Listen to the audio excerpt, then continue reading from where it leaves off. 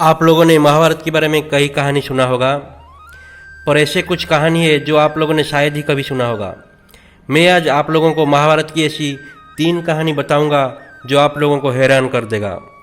पहली कहानी महर्षि व्यासदेव की जन्म के बारे में है।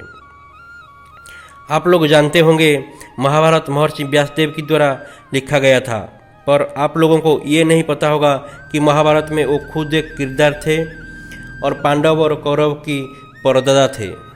व्यासदेव की जन्म के बारे में एक रोचक कहानी है।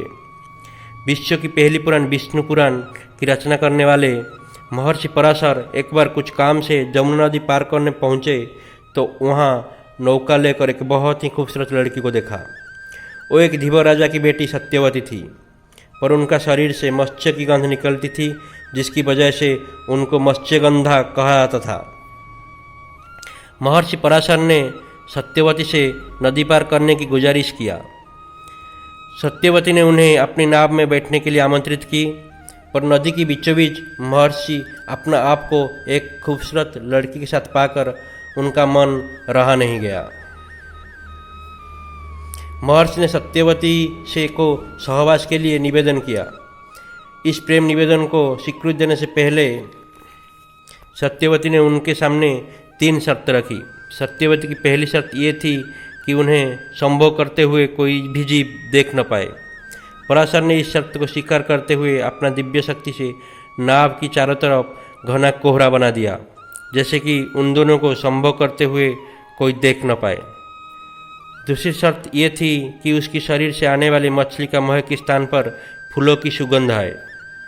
पराशर मुनि ने यह शर्त भी स्वीकार कर ली और सत्यवती के शरीर से मछली की गंध समाप्त हो गई और उसकी शरीर फूलों की तरह महकने लगी। तीसरी शर्त ये थी कि संभोग के बाद भी उनकी कौमार्य कायम रहेगा। ये शर्त भी उससे स्वीकार कर लिया। अपना दिव्य शक्ति से संभोग के बाद उसकी कौमार्य पहली जैसी बना देने की वादा किया। महर्षि पराशर ने सत्यवती के साथ उस घना कोहरा में उस नौका पर संभोग किया।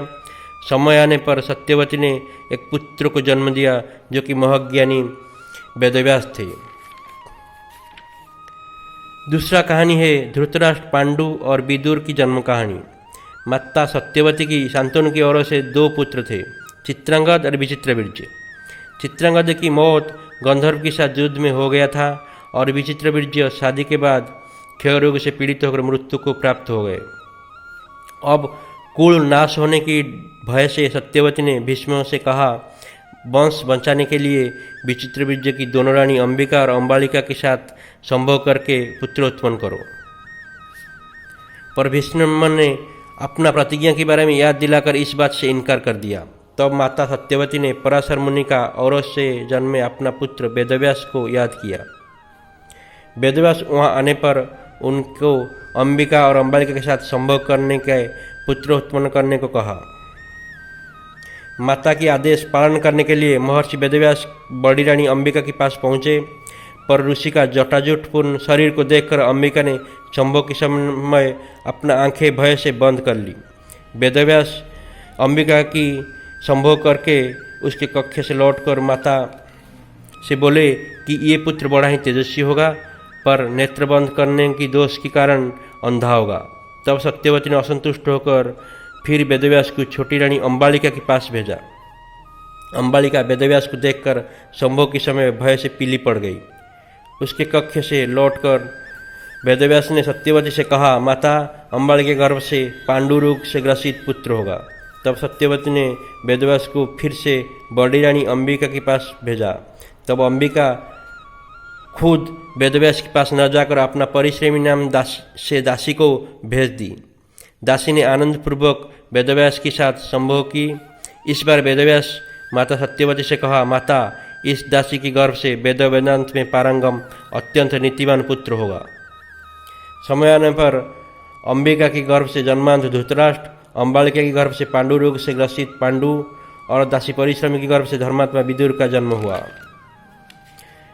तीसरा कहानी है धनुर्धर कर्ण के बारे में।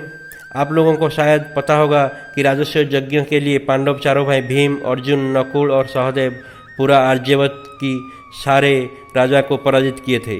पर आप लोगों को ये शायद पता नहीं होगा कि जब द्वैत क्रीड़ा से हारकर पांडव वनवास के लिए चले गए, तब अकेला महारथी कर्ण ने चारों भाई मिलकर जितने राज्य जय किए थे, अकेला अपना पराक्रम पर इतने राज्य जय करके दुर्योधन को सम्राट बनाया था।